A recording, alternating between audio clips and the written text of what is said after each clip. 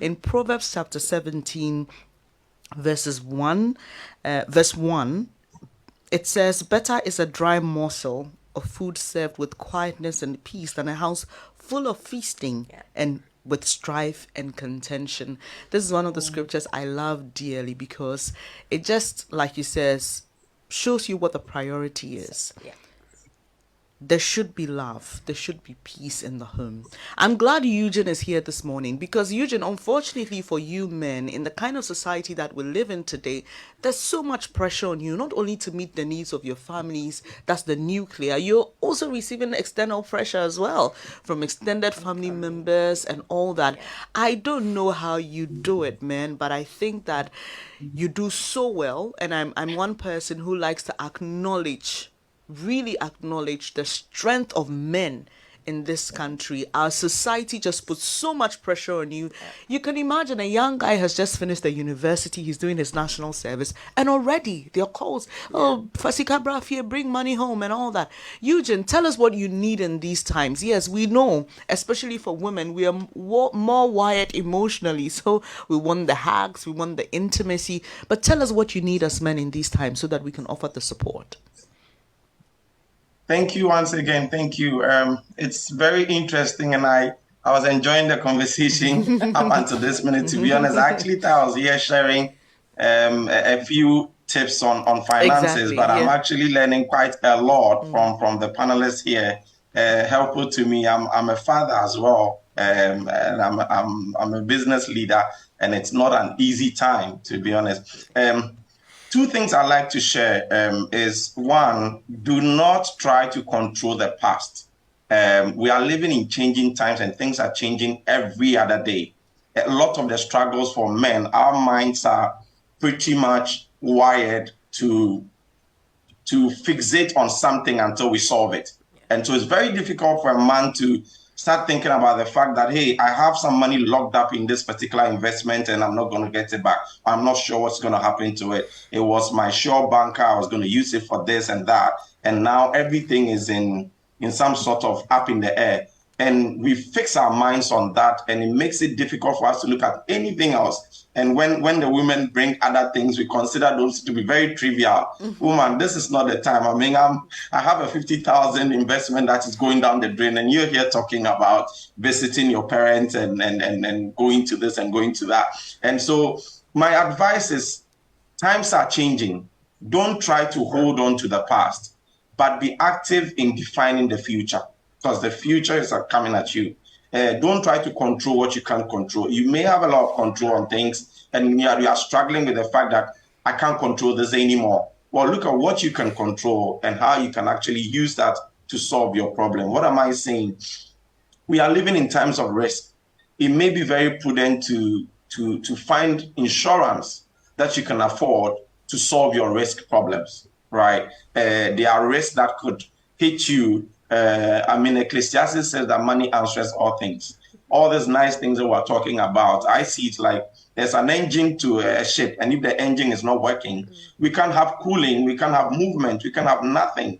And so if there's nothing coming from money that helps us to at least keep body and soul together and make sure that all these things are held in a balance, you could actually be looking at a very dire situation. And men are fixated on solving problems when they come up. And so when the source of money is under risk or is under some sort of uncertainty, we become very, very, we become another people. we may forget that we have a family. We may forget that there are a lot of other things that are pressing at us. So I always advise people, move your monies, if you have them, if you can, to near cash investments. If you have longer investments, move them to near cash. If you have like a 30-day fixed deposit or 21-day treasury bills, just to retain the value and make sure that you can actually have the cash when you need them, right? Because it's good to keep some sense of security. That's how we men think. It's better that I have some small money somewhere that pays me 100 cedis every month, which I can guarantee and plan my life on, than to hope that my employer continues to pay me, which I'm not sure what's going to happen to that, right? And don't try to control the past. Just try to define the future as it comes at you. there is uncertainty. When there is uncertainty, you want some guarantees. And so you want to move from investments that are not secure, that are longer term, to things that are short term, that helps you to preserve cash and have liquidity. And so, like I said, 21-day treasury bills, they are paying, at least from what government is saying, they would need that kind of money to run the country. And so they're not going to put a lot of restrictions on that. Fixed deposit with banks that you can trust, so that you know every now and then there's some money that is coming in. And so when you get that unfortunate call that, we have to cut your salary, or we have to let you go, it is not a dead end situation for you as a man. Risky situations that are hitting you, you can buy an insurance to cover them. I mean, you have uncles that you're responsible for, you have your parents there, get a funeral cover for them, get some sort of a cover that you can afford, so you don't get called that, hey, and this unfortunate thing has happened, you need to bring 5,000 cedis, and you're thinking, where in the world am I going to get that kind of money from? And so it's important to keep our cool heads and try to let the past go, because it's gone. That's the truth. Nobody in the world today can tell you what's going to happen in the next 3 months. No investment professional, no minister, nobody's going to tell you. But God holds us, and to the extent that we can, we need to make sure that we put things in place to hold us up as we go. And so there are risks. Identify your most important sources of risk and try and get an insurance that you can afford to cover those risks. There are uncertainties in the financial markets, in your finances. Try and get some guarantees and buy yourself some safety, and tone down on what you have to do. Find innovative ways of achieving those things. What is exciting about this, and I found this interesting, because I have 3 little girls, and for some street reason, I still don't understand how this came about, but I have to buy them KFC every Friday, wherever I am. Before I come home, I have to buy KFC. She won't remind me. But I discovered over the past couple of weeks, I don't know how we discovered it, like we were not buying KFC again. My daughter absolutely loves doing cupcakes with the mom.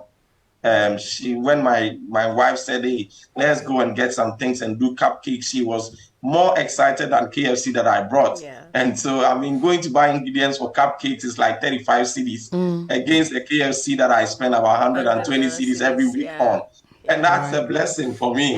Cuts me back a little bit. And so some of these things, when you engage with what is going on in finding solutions, you will find some of these things, and it helps.